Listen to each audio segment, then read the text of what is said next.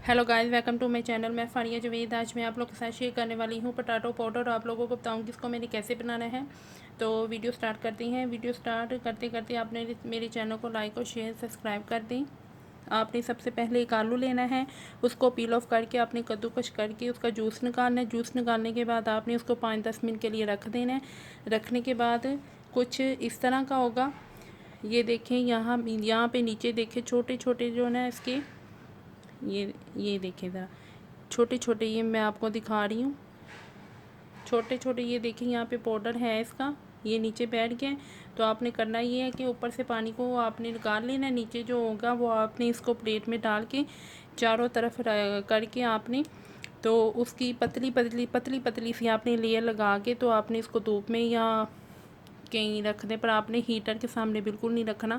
आप चाहें तो उसको धूप में रख के 1-2 दिन के लिए सुखाएं।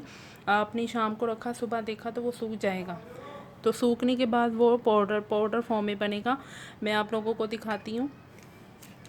ये देखें, ये है।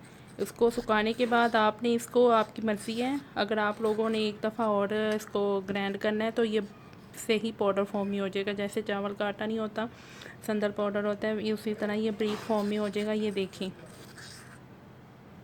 इस तरह का होगा। तो आप लोगों ने इसको ऐसे तैयार करना है। तो आप इसको हर चीज़ में डाल के यूज़ कर सकती हैं। ये बहुत अच्छा है, इसके बहुत ज़्यादा बेनिफिट हैं।